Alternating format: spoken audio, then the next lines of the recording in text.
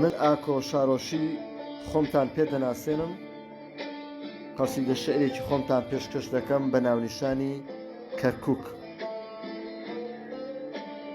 کەرکووک خۆری نیشتیمانە، کاڵای باڵای کوردستانە، تاج و شکۆی میلەتێکە، خاک و خۆڵی بەرخودانە، هێمای خوێنی شەهیدانە، چاوتێبڕاوی دوژمنانە.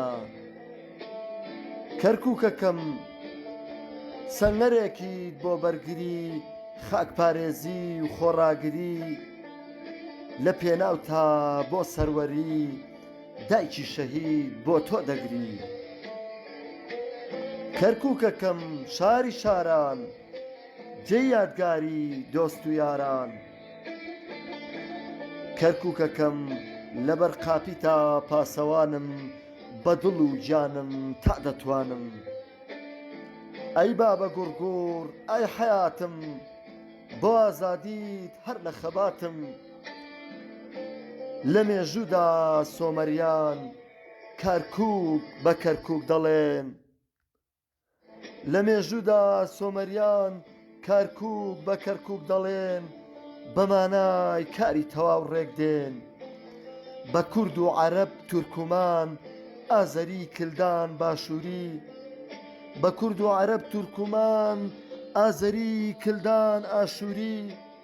فرە ڕەنگە نابڕێت چۆڕی، کۆنتر لە هەولێر شاری دیرۆکی، 125 ساڵ پایتەختی گۆتی.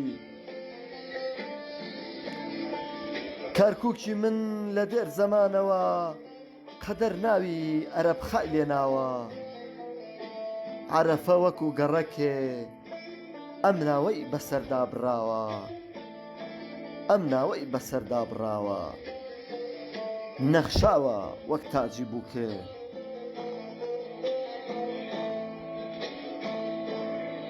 عەرەفە وەکو گەڕەکێ، ئەم ناوەی بەسەردا بڕاوە، نەخشاوە وەک تاجی بووکێ. کورکوا و بابە گوڕگوڕن، بۆ کەرکووک دوو ناوی ترن. بە واتای بڵێسە و ئاگرن، بۆ شایلۆخان دەسە سڕن. لە کەرکووکدا هۆزی کوردی، تاڵەبانی و جاف کاکەیی، ئەرکەوازی و سوورەمێری، دەلو باجەلان هەمەوەندی. وەسفی ئەو گەڕەکانەم گەڕەکە، بوونەتە سیمای جوانی شارەکە، بوونەتە سیمای جوانی شارەکە. شۆرجە و ڕەحیماوە ئیمام قاسم، پەنجا عەلی و شاتەرلو و ئەڵماسم. غەڕناتە و بۆلاق و قۆریە شکاوە، دۆمیز لەگەڵ ڕزگاری و شۆراوە. خەبات و قوڕنە و عەروبە و حەدیدەین، بریادی و خەزرا ئیسکان ڕاپەڕین. قەڵای کەرکووک چوار دەرگا بووە، دەرگای قاڵدرما، لە زەمانی عوسمانی و جەندرما. هەر کەتە زووی هەستی نیشتیمانی، بە گیانم دادێ، کە دەکەم بێزووی خواستی گۆرانی، ئەمانەم بەبیر دادێ. کەرکووک سەلاح دادە و حەسەن عەلی، حەمە ڕەوف لەگەڵ عەدنان و چۆپی. دەنگ دڵگیری شارەکەن بولبول و مەلی، دەنگ دڵگیری شارەکەن بولبول و مەلی. لە نێو لاپەڕەی شانە و درامادا، جیهاد دڵپاک و سەلمان کاکەیی، فازڵ جاف لەگەڵ مەهدی ئومێددا، عەلی کەریم و جەلیل زەنگەنا، ئاهەنگی ئیحرابە لەگەڵ سەمادا. سڵاوم بۆ کەرکووکی فرە ڕەنگ، لە بۆ نووسەرانی چوست و چەلەنگ، مەدیحە سۆفی و مێدین زەنگەنا، بۆ ئەحمەدی مەلا و کەریم پەڕەنگ، مستەفا نەریمان بەیان سەلمان، فازڵ جاف و سۆران مامە حەما، عەبدوڵڵا سەراج و ئیبتیسامە.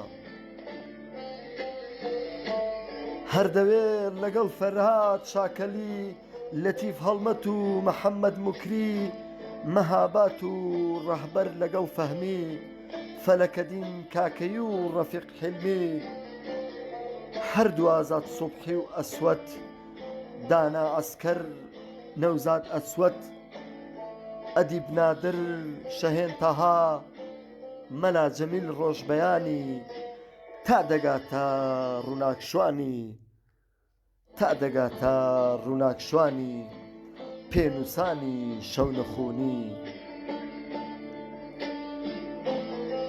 قەڵەمگەلی کەرکووک و جوانی قەڵەمگەلی کەرکووک و جوانی گەرچی ئینگلیز لە هەفتا و دوو چۆن کەرکووکی کردە تەئمیم بەناڕەوا بێسین و جیم ئامارەکەی پەنجا و حەوت و مڕافعاتە گەورەکەی مام سەلماندی کوردستانی بوو کەرکووکی ئاهەنگ و ماتەم سەلماندی کوردستانی بوو کەرکووکی ئاهەنگ و ماتەم کەرکووکی ئاهەنگ و ماتەم